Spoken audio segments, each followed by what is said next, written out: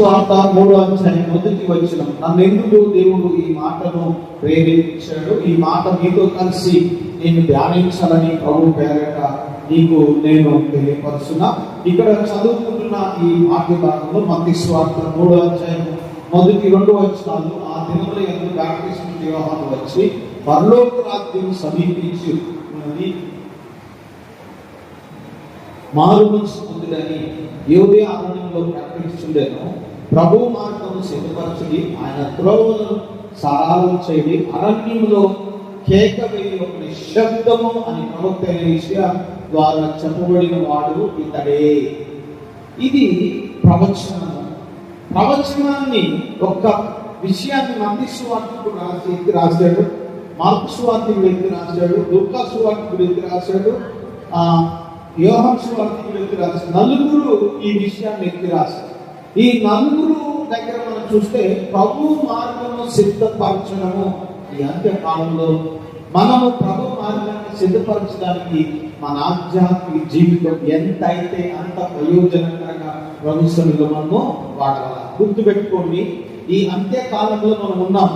ఎక్కడ ఏది చేయడానికైనా మనం సిద్ధపడాలి, ఎక్కడ ప్రభు కొరకు తగ్గించుకోవడానికైనా మనం సిద్ధపడాలి, ఎక్కడైనా సరే మనం నష్టపరచుకోవడానికి కానీ ఏదైనా సరే ప్రభు స్థలంలో సంపూర్ణమైన దీవెన పొందుకోవడానికి దేవుని ఎదుట మనల్ని మనం ప్రభు స్థలంలో తగ్గించుకొని ప్రభు కొరకు బ్రతికితే ఖచ్చితంగా ప్రభు మనల్ని దీవిస్తాడు.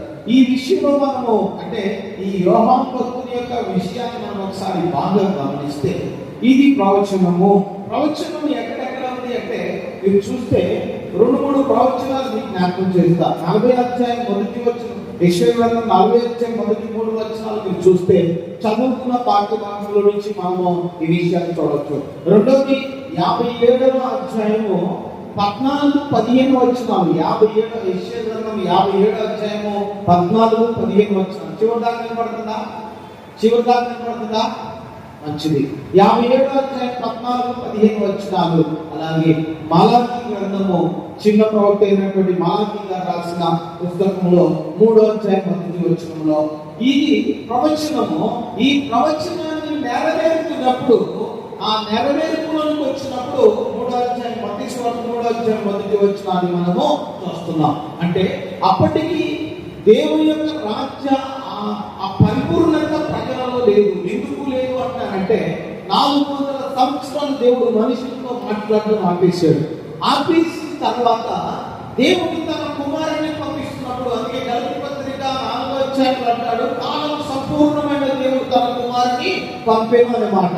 ఏ కాలము అంటే దేవుడు సైలెంట్ ఫస్ట్ అంటే బైబిల్ ప్రకారం మనం చూసుకుంటూ వస్తే మొదటి కాలంలో దేవుని నడిచినటువంటి భక్తులు, పాపంతో కూడినటువంటి భక్తులు, ధర్మశాస్త్ర కాలం తర్వాత ఇంకా ప్రవక్తల కాలం వచ్చింది, తర్వాత సైలెంట్ పీరియడ్ వచ్చింది, తర్వాత కృపాకాలంలో మనము ఉన్నాం. కృపాకాలం అంత్యం అయిపోయే లోపు నీకు నేను ఎత్తబడకపోతే చాలా నష్టపోతాం. గుర్తుపెట్టుకోండి, ఈ కృపాకాలంలోనే ప్రభు మన రాకడ సమీపంలో ఉందని ప్రజలు తెలియపరుస్తున్నారు. ఇది వాస్తవం, ఇది సత్యము. మంచిది.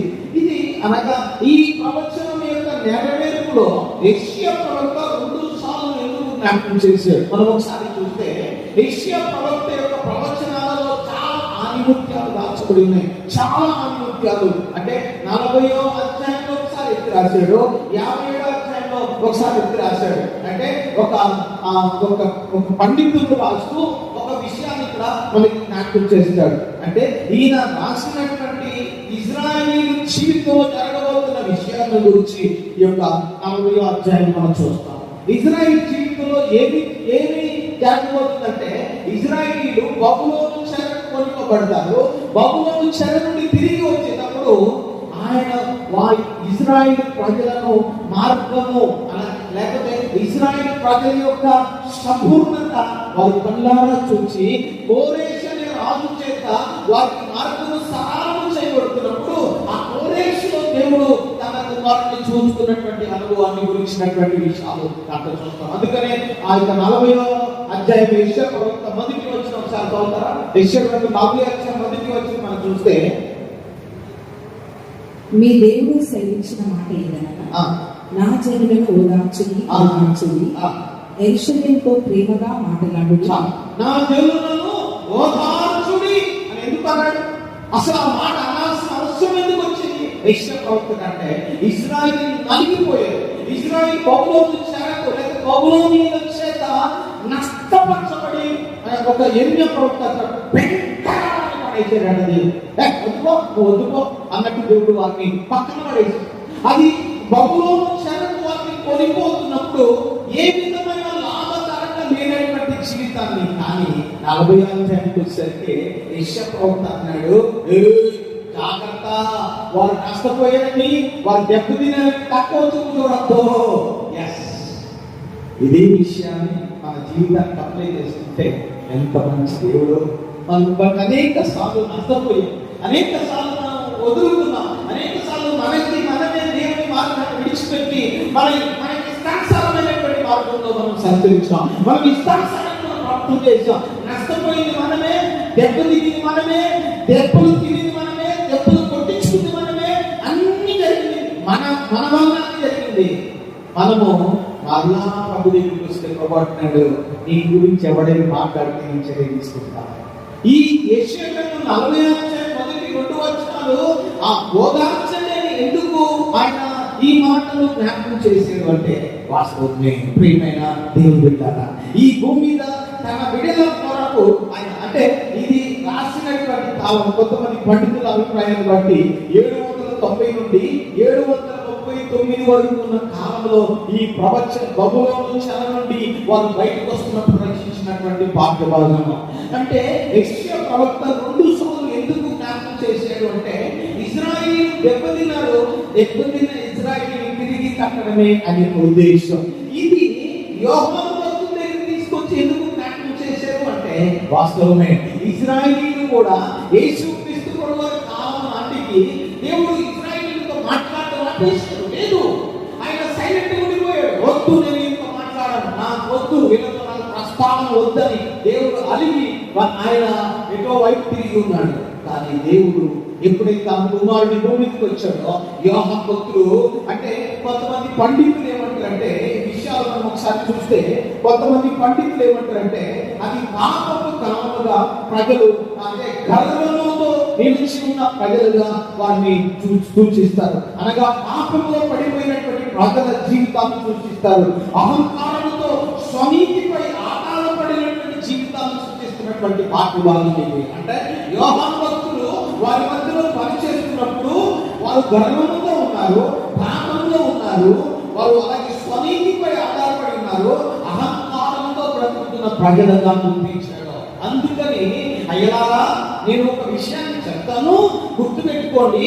మీ కొరకు ఈ భూమి మీద రక్షకుడు వస్తున్నాడు.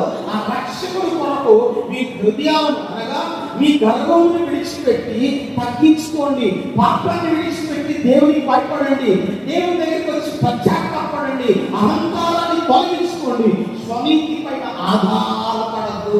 చూడండి, ఈ విషయాలన్నీ కూడా ఆ రోజు అనగా ఉపమాన రూపకంలో ఒకే మాట అన్నాడు, ఆయన మార్గము సరళం చేయడం. ఆ మార్గము సరళం చేయడంలో అంటే ఆ యొక్క యోహాను భక్తుని యొక్క ఉద్దేశాన్ని బట్టి ఈ 3వ అధ్యాయంలో బట్టి మనం చూస్తే ఆయన మార్గము సిద్ధపరచడము, ఆయన త్రోవను సరళం చేయడము, అరణ్యంలో కేక ఎవరి శబ్దము అనే మాట వినబడింది. మత్తయి సువార్తలో ఇది చాలా పెద్ద మంచి విషయం, గుర్తుపెట్టుకోండి. క్రొత్త నిబంధనలో ఇది ఆనిముత్యం. ఇది యోహాను భక్తుని యొక్క జీవితం ఆనిముత్యము.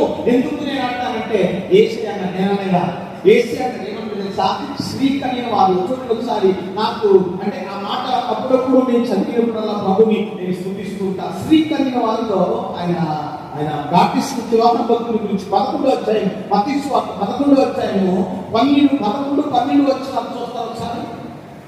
స్త్రీలు కన్న వారిలో బాప్తిస్మం ఇచ్చే యోహాను కంటే గొప్పవాడు పుట్టలేదని నిశ్చయంగా మీతో చెప్పుచున్నాను. ఆయనను పరలోక రాజ్యంలో అల్పుడైన వాడు అతని కంటే గొప్పవాడు. చూడండి, స్త్రీ కలిగిన వారిలో ఎందుకు ఈ మాట అనాల్సి వచ్చింది అంటే బాప్టిస్ట్ యోహాను భక్తులు నా కోసం ప్రజలను సిద్ధపరిచాడు. నా కోసం ప్రజలను అనగా గర్వంతో ఊపిస్తాడుతున్న ప్రజలు, పాపములతో మగ్గిపోయిన ప్రజలు, అహంకారంతో ఉన్న ప్రజలు, స్వనీతిపై తమ జీవితాలు కట్టుకున్న ప్రజలు తమ హృదయాలను నా వైపు తిప్పారు. ఇది చాలా గొప్ప ఆధ్యాత్మికమైన విషయాన్ని మనము జ్ఞాపకం చేసుకుంటున్నాం. అంటే ఈ యోహాను భక్తుని యొక్క జీవితాన్ని పరిపూర్ణంగా మనం చూస్తే, అంటే యేసు అన్నాడు ఈయన ఏలియా ఆత్మ కలిగి మధ్యలో పనిచేశాడు అని. అంటే ఏలియా కాదు, ఇశ్రాయేలు మధ్యలో పనిచేస్తున్నప్పుడు ఆరు సూచన క్రియలు చేసేప్పుడు ప్రజలు ఆశ్చర్యపోయారు. అమ్మా, ఇంత గొప్ప కార్యాలు దేవుడు చేస్తాడా? అంతకంటే మనుషుల జీవితాలు కట్టడానికి, పాపంలో ఉన్న ప్రజలను దేవుని వైపు తిప్పడానికి, అహంకారంలో ఉన్న ప్రజలు దేవుని వైపు తీసుకురావడానికి, స్వనీతిపై ఆధారపడిన ప్రజలు దేవుని వైపు తీసుకురావడానికి ప్రయాసపడిన యోహాను భక్తుని యొక్క జీవితం. నేను ఒక చిన్న విషయాన్ని మీకు జ్ఞాపకం చేస్తా. చిన్న విషయాన్ని మాత్రమే అందులో ఒక చిన్న భక్తుని గురించినటువంటి పరిచయాన్ని మీకు జ్ఞాపకం చేస్తా. అంటే మనం చదువుకున్న 119వ కీర్తన, ఉత్తర పత్రిక భాగము 119వ కీర్తన 32 32వ వచనం నుండి 34వ వచనం వరకు ఒకసారి చదువుతారా? చూడండి. అసలు 119వ కీర్తన 32వ వచనం నుండి 34 వరకు ఒకసారి. నా హృదయమును నీవు విశాలపరచినప్పుడు నేను నీ ఆజ్ఞల మార్గంలో పరిగెత్తదను. యెహోవా కట్టడలను అనుసరించుటకు నాకు నేర్పుము, అప్పుడు నేను కడగట్టుకు వాటిని గైకొందును. ఇక్కడ అన్నాడు, నా హృదయం విశాలపరిచినప్పుడు నీ ఆజ్ఞల మార్గంలో నేను పరిగెత్తదను. నీ ఆజ్ఞల మార్గంలో నేను పరిగెత్తగలను. అంటే ఆజ్ఞలను అనుసరించడం, చదవడం ఒక గొప్ప విషయం. చదవడంలో తీరులేదు.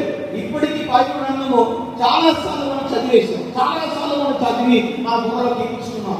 ఏదో పుస్తకం లాగా లేదా ఒక నవల లాగా చదవడం కాదు. మనం చదివేటప్పుడు దేవుని యొక్క ధర్మశాస్త్రానుసారంగా మీ జీవితంలో ప్రభు యొక్క వాక్యంలో ఎంతగానో పనిచేస్తుందో, ఈ దావీదు భక్తుని యొక్క ప్రాక్టికల్ లైఫ్ లో, వ్యక్తిగత జీవితంలో ఈ 119వ కీర్తన, ఈ 170 లేదా 80 వచనాల్లో ఉన్నటువంటి ఆధ్యాత్మిక విషయం చూడండి. 5 వచనాలకి 10 వచనాలకి హీబ్రూ వర్డ్ ఒక్కొక్కటి వాడుకుంటూ వచ్చాడు. ఆల్ఫా దగ్గర నుంచి ప్రారంభించి బీటా వరకు చేసుకుంటూ వచ్చాడు. ఈయన ఒక్కొక్క భాగంలో ప్రభు మార్గమును, ప్రభు ఉపదేశం గురించి చాలా మంచిగా జ్ఞాపకం చేశాడు. అయితే ఈయన ఏమంటాడంటే, నా హృదయాన్ని విశాలపరిచాయా, నేను నా హృదయం విశాలమైతే నీ ఆజ్ఞల మార్గంలో నేను పరిగెత్తుకుంటూ నేను అందుకుంటానయ్యా. నేను ఆలస్యం చేయను, నేను ఆలస్యం పడడానికి లోకమైన చూడను. నేను రాజునే కావచ్చు, నేను రాజ్యం యొక్క సంపూర్ణతలోకి నేను ప్రవేశిస్తున్న వ్యక్తినే కావచ్చు, రాజ్యం యొక్క సంపూర్ణతలో నేను బ్రతుకుతున్నా అవ్వచ్చు. కాబట్టి మాత్రం వాస్తవం, నేను రాజునే. కానీ ఇక్కడే ఈ 119వ కీర్తన అంటాడు, 7 మార్లు దేవునికి ఆయన స్తుతులు చెల్లించాడు. దేవునికి స్తోత్రం.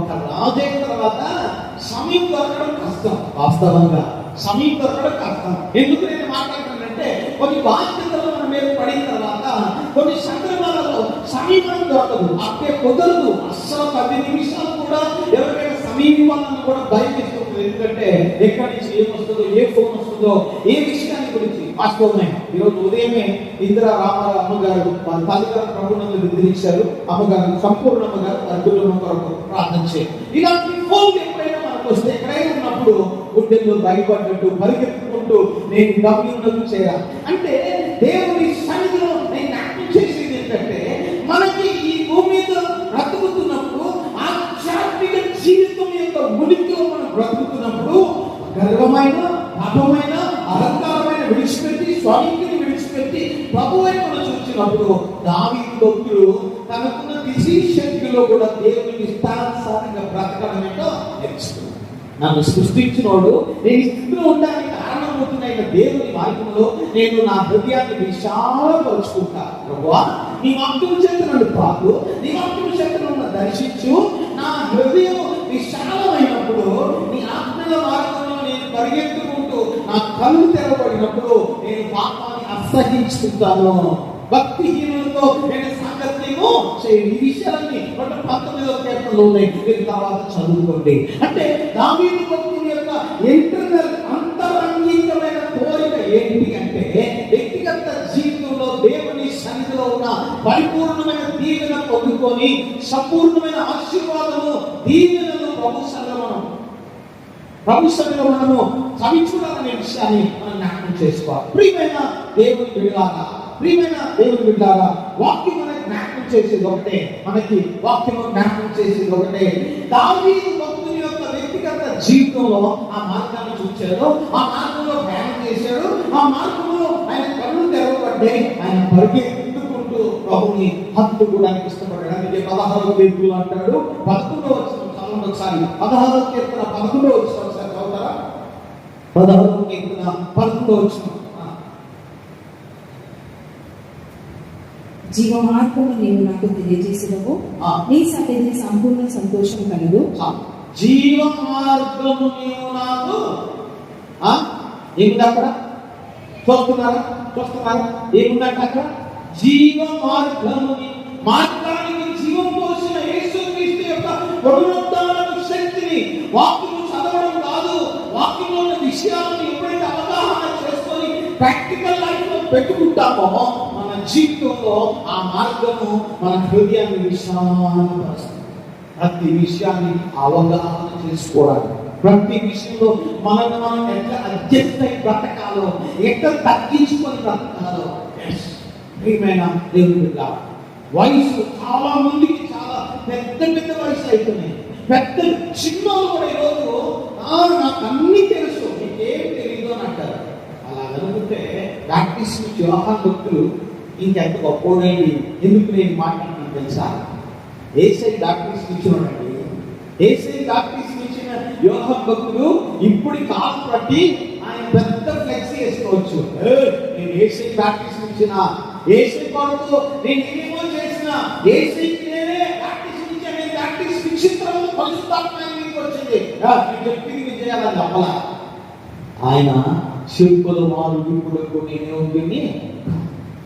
ఈ మార్గంలో మనం ప్రయాణం చేస్తున్నప్పుడు, ఈ మార్గ సంబంధమైన విషయాల్లో మనం ప్రయాణం చేస్తున్నప్పుడు దేవుడు కోరుకునేది ఏంటంటే, నీవు దేవుని మార్గంలో నడిచే కొద్దీ నీ హృదయం ఎప్పుడైతే విశాలమైతుందో, నీ హృదయం ఎప్పుడైతే దేవుని మార్గానుసారంగా, దేవుని ఉద్దేశానుసారంగా కట్టబడుతుందో, నీ హృదయం ఎప్పుడైతే కట్టబడుతుందో, దేవుడు ఖచ్చితంగా నీ హృదయంలో ఉన్నటువంటి పాపమును, అహంకారమును, గర్వమును, అపవిత్రతను, పాపము కోరికలు ఈరోజు దేవుడు తొలగిస్తాడు.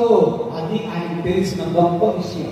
దావీదు భక్తునికి తెలుసు. అందుకనే 119వ కీర్తన చూడండి, ఆయన ఏమంటాడు తెలుసా? నీ ఉపదేశం నేను నేర్చుకున్నాను, నీ ఉపదేశం వాక్యములలో ఉన్నప్పుడు నేను అపవిత్రతను, పాపమును అసహించుకున్నాను. దేవునికి స్తోత్రం కలుగుతా. అసహించుకునే ఆ ఆధ్యాత్మిక జీవితం నాకు వద్దు ప్రభా. అన్నాడండి ఈ మాట. ఫిలిప్పీయులకు అన్నాడు, నేను లోకమును నాకు సమస్తము వెంట కుప్పతో నేను ఎంచుకున్నాను. నేను ఆ వెంటను అసహించుకునే వాడు ఎవడు పాపాన్ని అలా అసహించుకోవాలని దేవుడు అదే విషయాన్ని దావీదు భక్తుడు కూడా జ్ఞాపకం చేశాడు. ఎందుకంటే తన హృదయము విశాలం. దేవునికి స్తోత్రం కలుగుగాక.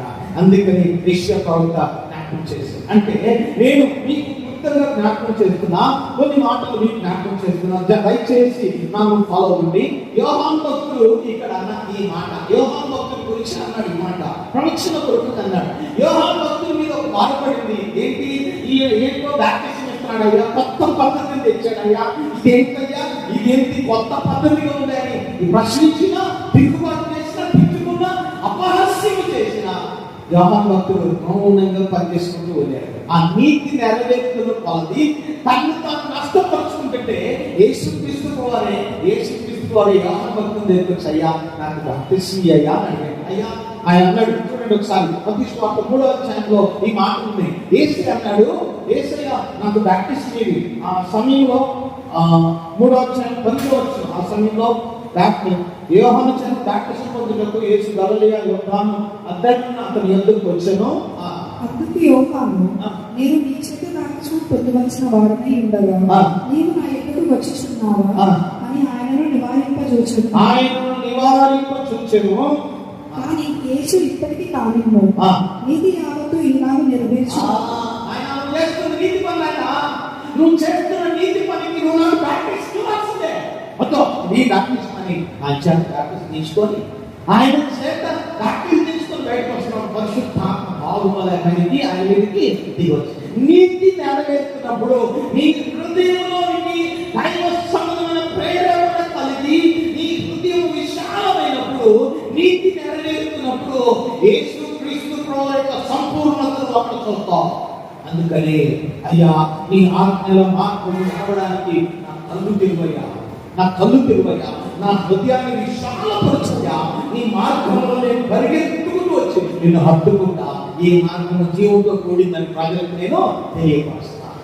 దావీదు భక్తుడు క్రీస్తు పూర్వమే ఈ ప్రవచనాల పూర్వమైనటువంటి విషయాలు జ్ఞాపకం చేశాడు. అందుకని అంటే ఒక వ్యక్తి ఒక పని చేస్తున్నప్పుడు, దేవుని పని చేస్తున్నప్పుడు, ఏ పనిగా దేవుని పని చేస్తున్నప్పుడు నువ్వు నష్టపరుచుకునే కొలది, లేదా దేవుని దగ్గర తగ్గించుకునే కొలది, నిన్ను నువ్వు దేవునికి సమీపించే కొలది నీలో క్రీస్తు యొక్క సంపూర్ణత వికసింపులోకి వస్తావు. అదే హృదయం యొక్క విశాలత. ఎదుటి మనుషులు తప్పునెత్తుకో, ఎదుటి మనుషులు గురించి ఎగతాళి చేయవు, ఎదుటి మనుషులు పొరపాటు చేసిన ప్రభా ఇది ఎందుకు జరుగుతుంది, ఇలా రాదయ్యా అని చెప్పడానికి ప్రయత్నం చేస్తా. కనీసం చెప్పకపోయినా ప్రార్థన కూడా నువ్వు చేస్తా. గుర్తు పెట్టుకో, దైవిక నీతి ఎదుటి మనిషిని మనం హేళన చేయడం కాదు. దైవిక నీతి ఎదుటి మనిషిలో పొరపాటుని ఈ భూమి మీద మార్కెట్ గొప్పను చూపించుకోవడం కాదు. ఎదుటి మనిషి కొరకు మనము కూడా దేవుని సంగతి తగ్గించుకొని, ఆ రోజు బ్యాప్టిస్ట్ యోహాను భక్తులు వారిని పెడుతున్నాడు, వారిని అపహాస్యం, వారిని దూషిస్తున్నాడు, కానీ వారిని బ్యాప్టిస్ట్ పంపించాడు. నీ పాపములు ఒప్పుకోండి అని అన్నాడు. చూడండి 3వ అధ్యాయం చూడండి, తిట్టాడు. వాస్తవమే, తిట్టి మీ పాపములు ఒప్పుకోండి, దేవుని స్తోత్రం కలుగుగాక, మీ అపవిత్రత దేవుని ఒప్పుకోండి అని ప్రభు సన్నిధిలో ఈయన జ్ఞాపకం చేశాడు ఆయన దేవుడు ద్వారా. అందుకని ఇక్కడ బ్యాప్టిస్ట్ యోహాను భక్తుని యొక్క జీవితంలో మొదట దేవుని మార్గంలోనికి ఆయన సిద్ధపరుస్తున్నప్పుడు దేవుని యొక్క మార్గంలో తన జీవితాన్ని పరిపూర్ణంగా ఆయన తాను దేవునికి యేసుక్రీస్తు వారికి అప్పగించుకున్నటువంటి విషయాన్ని మనం చూస్తాం. రెండోది అంటే ఆయన తన జీవితంలో ఏదైతే చూచాడో, ఏదైతే అనుభవించాడో ఆ సమర్థవంతమైన దేవునికి తన చేతులకు అన్ని అప్పగించుకున్నాడు. మీరు అక్కడ ఆ 3వ అధ్యాయంలో చూస్తే ఆయన బ్రతికినటువంటి విషయం సామాన్యమైన జీవితం. మీరు చూడండి 3-4 వచ్చిన చదువు, 3వ అధ్యాయం 3-4 వచ్చిన ఒకసారి చదువుమా. ప్రభు మార్గం సిద్ధపరచుడి, ఆయన గోవులు సరాలం చేయదని అరణ్యంలో ఏకవేయుడని శబ్దము అని ప్రవక్త అయిన యెషయా ద్వారా చెప్పబడిన వాడినదే ఈ యోహాను ఒంటి రోమముల వస్త్రమును మొలచుట్టు తోడుదండి ధరించుకునేవాడు. మిడతలను అడిగి తేలియు అతనికి ఆహారము. ఆ సమయమున యెరూషలేము వారును యూదయ వారంతా ఏమంటాడు, ఎటువంటి జీవితాన్ని జీవిస్తున్నాడు అంటే ఆయన ఒంటె రోమమును ధరించి మొలచుట్టు ధరించుకొని మిడతలను అడిగి తేనెను తినే సామాన్యమైన జీవితం. ఈరోజు మనం దేవుని సన్నిధిలో అనుకున్నాం, మనం సామాన్యమైన జీవితాన్ని జీవించాలి. మన జీవితంలో ఈ వాక్యములను అనుసరిస్తూ మనం ఎప్పుడూ కూడా ఎక్కడ కూడా నాకు ఇంత కావాలి, అది జరగాలి, ఇది చేయాలని మనం ఎప్పుడు కూడా ఏమి గుర్తంటే అహంకారాన్ని గుర్తుపెట్టుకోవాలి. ఆ రోజు ప్రజలు దేవుని మార్గంలో ప్రకటిస్తున్నటువంటి యోహాను భక్తులు చూసి ఎగతాళి చేసిన వారు, అపహాస్యం చేసిన వారు. కానీ యోహాను భక్తులు మాత్రం ఎక్కడ కూడా ఇద్దరులాగా నేను కూడా ఉండాలి, ప్రవక్తలు లేక అక్కడ ఉన్నటువంటి యాజకులాగా నా జీవితం కూడా ఉండాలని ఆయన అహంకారం వైపు నడిపించబడలే, స్వనీతి వైపు నడిపించబడలే. స్వనీతిని సమాధి చేసి పడేసి దేవుని స్తోత్రం కలుగుగాక.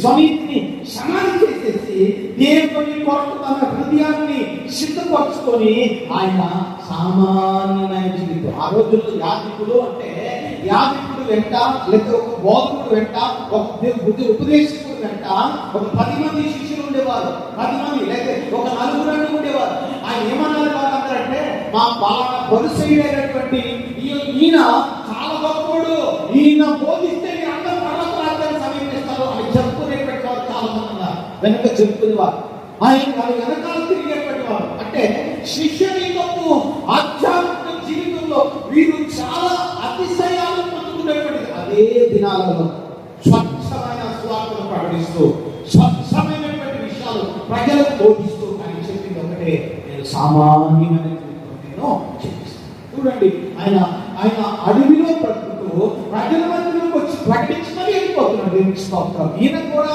నిలబడితే యాజకుని యొక్క వర్ష క్రమం చొప్పున ఈ జక్కరియా తర్వాత ఈయన కూడా యాజకత్వపు పరిచర్య, అతి పరిశుద్ధత్వం పరిచర్య వచ్చేది. అది ఉద్దేశం ఏంటంటే యేసే కొరకు నన్ను నేను సంస్థను నష్టపరుచుకున్న తర్వాత దేవునికి స్తోత్రం. యాజకత్వపు హోదాలు ఆయన కోరుకోలేదు.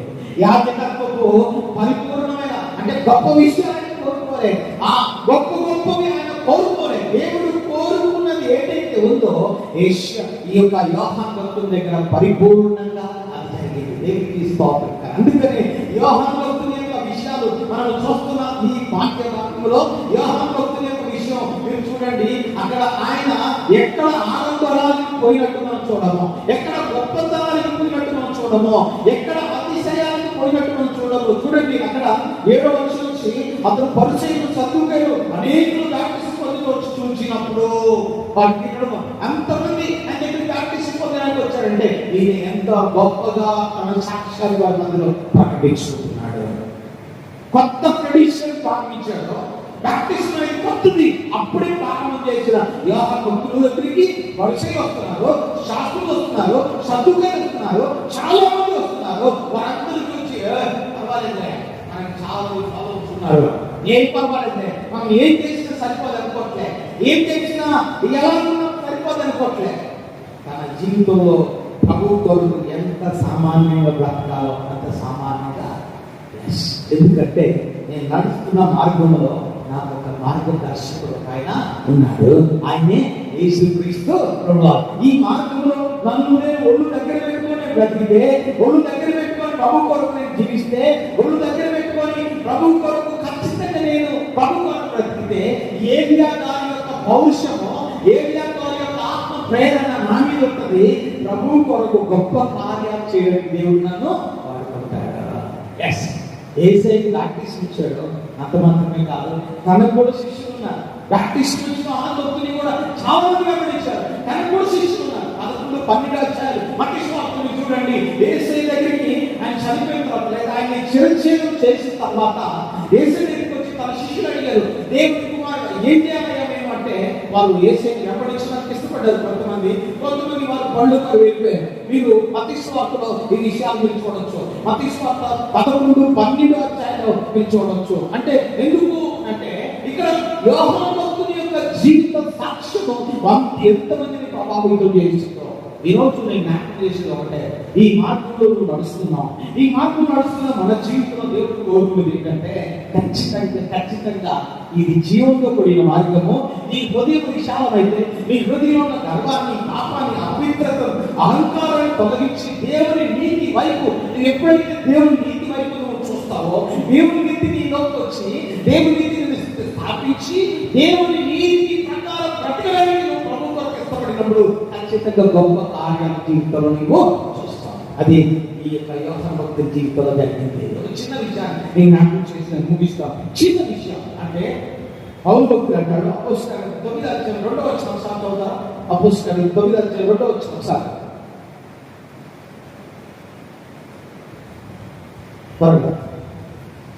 ఈ పురుషులైన స్త్రీలైనను కనుగొని ఎడల వారిని బంధించి యెరూషలేముకు తీసుకుని వచ్చుటకు దమస్కులోని సమాజంలో వారికి పత్రిక ఇమ్మని అడిగాను.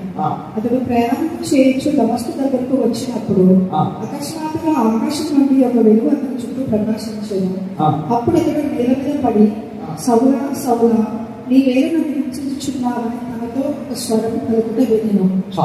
ఈ మార్గమునందు పురుషులైన స్త్రీలైన కనుగొనేలా వారిని బంధించి, ఎవరి మార్గం? సౌలు మార్గం. ఆ మార్గంలో ప్రయాణం చేస్తున్న వారందరినీ, అనగా యేసే దేవుడని ఒప్పుకున్న వారు, పునరుద్ధరణమైన యేసుని అంగీకరించిన వారిని పట్టుకొని చెరసాలలో వేసి పట్టణమైన పనిగా పెట్టుకున్నాడు. ఎవరంటే పౌలు. సౌలుగా ఉన్నప్పుడు ఆయన అంటున్నాడు, ఆ మార్గంలో నేను కూడా వెళ్ళాను, విరోధమైన తలంతో వెళ్ళాను, యేసయ్య శిష్యులను తినడానికి వెళ్ళినా, యేసయ్య శిష్యులను గద్దించడానికి వెళ్ళినా, కానీ యేసయ్య శిష్యులను గద్దించి వారిని చెరసాలలో వేస్తున్నప్పుడు యేసయ్య నాకు ప్రత్యక్షమైందో ఆ మార్గంలో నన్ను నేను నష్టపరచుకోవడం మొదలుపెట్టిన తర్వాత ప్రభు మార్గంలో నాకు ప్రత్యక్ష ప్రత్యక్షం. ఆ మార్గంలో నేను నిలిచి కూర్చిన తర్వాత నేను ఎంత నష్టపరుచుకున్నా ఇది తక్కువే. ఎంత నష్టపరుచుకున్నా, ఎంత విడిచిపెట్టినా, ఎంత తగ్గించుకున్నా, నేను ఏమి చేసినా ఆయన పాద దూరి తోడడానికి కూడా యోగ్యత కాదు. పౌలు పత్రికలని మీరు బాగా గమనించండి. గలతీ పత్రిక కానీ, కొలసీ పత్రిక కానీ, ఆయన రాసిన ఎఫెసీ పత్రికలు అంటే పత్రికలన్నిటిలో ఆయన అంటే సామాన్యమైనటువంటి పత్రికలు రాశాడు. ఆ సామాన్యమైన పత్రికలన్నిటిలో ఆయన ఉద్దేశం ఏంటంటే నేను ప్రభు కోసం నష్టపరుచుకున్నా, ఆయన శిలువను ఎత్తి వేసుకున్నా, శిలువ తప్ప అతిశయించే భాగ్యం నాకు లేదు. నన్ను నేను ఎప్పుడైతే నష్టపరుచుకున్నానో, నన్ను ఎప్పుడైతే తగ్గించుకున్నానో యేసయ్య పాదముల దగ్గర నేను పాడడానికి దేవుడు నాకు సహాయం చేశాడు. ఆయన పనిని నా భుజముల మీద పెట్టి తండ్రి దేవుడు ఈ పని చేయడం బాబు అని నేను అనుకున్నా. ఈ అంత్యకాలంలో నీవు ఉన్నావు, ఈ మార్గంలో ప్రయాణం చేస్తున్నావు. మరి ఏ రోజైనా ఈ మార్గాన్ని గురించి విచారించావా? ఈ మార్గం గురించి ఆలోచన చేసావా? ఈ మార్గంలో ఏం జరుగుతుందో, ఎవరు ఈ మార్గంలో అధిపతిలో, ఆ అధిపతి యేసయ్యతో ఎటువంటి సంబంధం నీకు ఉందో, నీకు బాధ కలిగినప్పుడల్లా, నీకు దుఃఖం కలిగినప్పుడల్లా, నీకు వేదన కలిగినప్పుడల్లా, నీకు నలిగిపోయినప్పుడల్లా, నువ్వు నష్టపోయినప్పుడల్లా ప్రభువా మనం జ్ఞాపకం చేసుకొని అడిగావా? ఏ రోజైనా ప్రభు దగ్గరికి వచ్చి ప్రభుతో సమాధానం పడ్డావా? నా ఉద్దేశం ఏంటంటే మార్గంలో నడుస్తున్నాం, కానీ ఆ మార్గంలో నీ యేసయ్యని చూసావా? చూడకపోతే ఈరోజు చూడు ప్రభువా, నేను నష్టపోయేనయ్యా, నేను బాధలో ఉన్నానయ్యా, నేను దుఃఖంలో ఉన్నానయ్యా, నేను నష్టపరుచుకుంటా, నాకు ప్రత్యక్షమై నా హృదయాన్ని విశాలపరచు, అనేకులకు నేను చూపించడానికి నాకు సహాయం చేయి. ఈ మార్గంలో జీవంతో కూడిందని నేను ఒప్పుకొని కన్ఫర్మేషన్ చేస్తానయ్యా. ఇంకా ఎవరైనా ప్రాక్టీస్ నేర్చుకోకపోతే ప్రభా నేను విడిచిపెడతానయ్యా, నీ కొరకు నేను బ్రతుకుతా. లేచి నిలబడదాం ప్రభు దగ్గర, అందరూ ప్రభు దగ్గర లేచి నిలబడదాం. ఆయన సంపూర్ణత మన దేహముల మీద పనిచేయను కాక, మన జీవితం మీద పనిచేయను కాక. ఆయన యోహాను అంటాడు, ప్రభు కొరకు నేను సమస్తము నష్టపరుచుకున్నా, ప్రభు కొరకు నన్ను నేను విడిచిపెట్టుకున్నా, సామాన్యమైన జీవితం జీవిస్తున్నా. యేసయ్య తప్ప నా జీవితంలో గొప్ప మోకరించిన బిడ్డలు మోకరించాలి. ప్రభు చూద్దాం, ప్రియమైన దేవుని బిడ్డలారా, దేవుడు చూద్దాం. నువ్వు నష్టపోయేవేమో నాకు తెలియదు, నువ్వు బాధలో ఉన్నావో నాకు తెలియదు. ఎందుకు దేవుడు నన్ను బోధించమని చెప్పాడు, దేవుడు నాకు జ్ఞాపకం చేశాడు.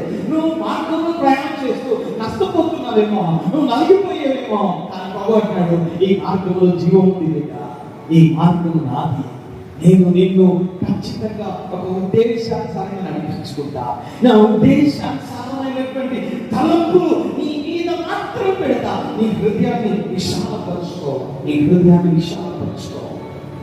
ప్రభుత్వం నా హృదయాన్ని ప్రభుత్వం గమనిస్తూ దయచేసి మోకరించండి. నిలబడాలి ప్లీజ్. గమనిస్తులు మోకరించగలిగిన బిడ్డలు మోకరించండి. సమయం దొరికినప్పుడు మోకరించాలి.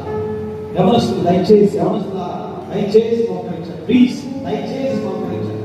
అయ్యా మోకరించిన, మోకరించు అయ్యా, మోకరించిన నువ్వు కూడా మోకరించాల్సిన బిడ్డలందరూ కూడా దయచేసి ఎవరు మోకరించదు. మీకు చేతులకి నమస్కారం చేస్తుంది, సమయం లేదు మనకి. మోకరించను ఆయన, మోకరించు, మోకరించు, మోకరించు. నువ్వు మోకరించిందా చెప్తానంట, మోకరించు, మోకరించు. Yes, thank you. మోకరించు. వెనుకున్న యవనస్తులు కూడా ఎవరిని చూడొద్దు, ఎవరిని దృష్టి పెట్టుకోవద్దు. నిన్ను నువ్వు ప్రభు చేతి అప్పగించుకో. నా కొరకు కాదు, మనుషుల కొరకు కాదు, ఎవరి కొరకు కాదు, ప్రభు కొరకు. ప్రభా జ్ఞాపకం చేస్తూ నేను నష్టపోయినాయా, నేను నలిగిపోయినాయా, నీకు విరోధం నడుస్తున్నందుకే నేను నష్టపోయి.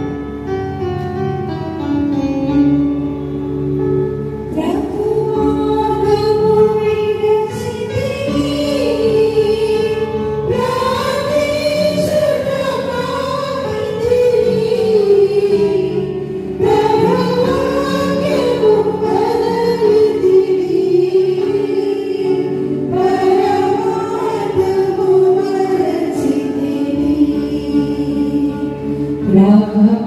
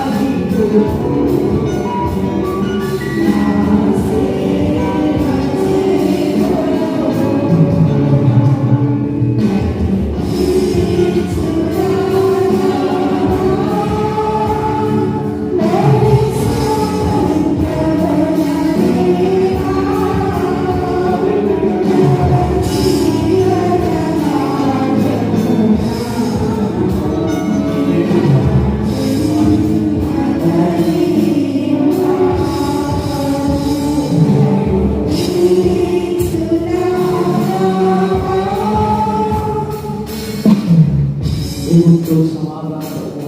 ఒకవేళ నడిచిపోతేనేమో దేవుని స్వరం నీకు వినపడట్లేదేమో, ఎక్కడో లోతులో ఉన్నావేమో, నష్టపోతున్నావేమో. ప్రభా ఇక్కడ నుంచి అయినా నష్టపోకుండా సాధించు, ఇక్కడ నుంచి అయినా నీకు విరోధంగా నడిచిపోకుండా సాధించు. నీ జీవ మార్గంలో నడిపించు. నా జీవితం నీ యాత్రలో నేను అడుగు పెట్టుకున్నాను. నీ అడుగులు నీ పాదాలను నాతో ఉంచు ప్రభా. నా విధిన ప్రతి పాప భారం, అపవిత్రత, నా అహంకారము, ప్రతి దుష్ట క్రియలను తొలగించు ప్రభా. మరోనందుకైన మా పరలోకపు ప్రియమైన నీ బిడ్డల దగ్గరికి వచ్చాను. ప్రతి ఒక్కరిని మీరు ముట్టండి. చాలా మంది మోకరించే మనస్తులు జ్ఞాపకం చేస్తారు. ఎంతమంది జీవితాల్లో అవమానాలు, ఎంతమంది జీవితాల్లో తిరుగుబాటు, అహంకారము, కుటుంబంలో మాట మీద పెడుతున్నారు. వారి మనసులు మార్చబడుతుంది. సహాయం ప్రభా. వారి హృదయాన్ని తాకుతున్నాయి, వారి హృదయాన్ని తాకుతున్నాయి. పాపాన్ని తొలగించాయి. ఎటువంటి దుష్ట క్రియలు యేసు నామములో విడుదల చేయబోతున్నా. దుష్ట సమాన సహవాసాలు యేసు నామములో వెళ్ళిపోతున్నా. నీ శిలువ రక్తము ప్రతి బిడ్డ మీద ప్రోక్షించబడును గాక. ప్రతి బిడ్డ మీద నీ శిలువ రక్త ప్రోక్షణము, నీ శిలువ రక్త అభిషేకము ప్రతి ఒక్కరి మీద నైనా వారి జీవితాన్ని కడుగును గాక, వారి దేహాన్ని కడగబడును గాక, నీ చేతిలో బలమైన పాత్రలు వాడబడును గాక. కృతజ్ఞత సమస్త మహిమ ఘనత నామమున చేస్తాను. యేసయ్యా నువ్వు జ్ఞాపకం చేసుకోమని సాధించు. నీ సంపూర్ణమైన దీవెన, ఆశీర్వాదం, సన్నిధి, సమాధానాన్ని దయచు. నీ పరిపూర్ణమైన దీవులకు నిన్ను నడిపించిన సహాయం, నీవు ఇచ్చిన ఆలోచనలు నీ బిడ్డలతో మధ్యలో ఇచ్చిన నీ కొరకు ఎంతమంది నష్టపరచుకోవడానికి ఇష్టపడుతున్నారు, ఎంతమంది నీ దగ్గరికి వచ్చి తమ జీవితాలను అర్పించుకున్నారు, నీతో తమ గోడు బాధ చెప్పుకుంటున్నారు. వీరు ప్రభా వారి మార్గంలో జరిగిన ప్రతి అవమానము, ప్రతి నిందలు, ప్రతి విధమైన తిరస్కారములు, ప్రతి విధమైన ఎదురు దిక్కులు యేసు నామములో పునరుద్ధరణ శక్తి ద్వారా తిరిగి కట్టబడును గాక, తిరిగి నిలబడును గాక, తిరిగి ఆశీర్వదించబడును గాక, తిరిగి ఈ కృపతో వారు ఆవరించబడును గాక. ఈ కృపా సమృద్ధి క్షేమము ప్రతి బిడ్డ మీద నుంచి నడిపించుకోవాలి. వారి జీవితాలు కట్టబడి నీ సన్నిధిలో అద్భుతమైనటువంటి కృప దీవెన ఆశీర్వాదం దయచేయండి. సహాయం చేయండి. ఎదుగులైనా ఇందిరమ్మ గారు, వారి తల్లి గారు, కోరుగారు, సంపూర్ణంగా వారి కుటుంబాన్ని ఆదరించండి. సహాయం చేయండి. కోరి వచ్చిన వీళ్ళందరినీ కూడా జ్ఞాపకం చేసుకోవాలని సహాయం చేయండి. నీవు ఇచ్చిన ఈ యొక్క మాటలు ప్రతి విషయం కొరకు కృతజ్ఞతాస్తుతులు, సమస్త మహిమ ఘనత నామాన్ని చెల్లిస్తూ యేసు క్రీస్తు నామమున అడిగి వేడుకుంటున్నాము తండ్రి. ఆమేన్. థాంక్యూ అండి. లైక్ చేసుకోండి.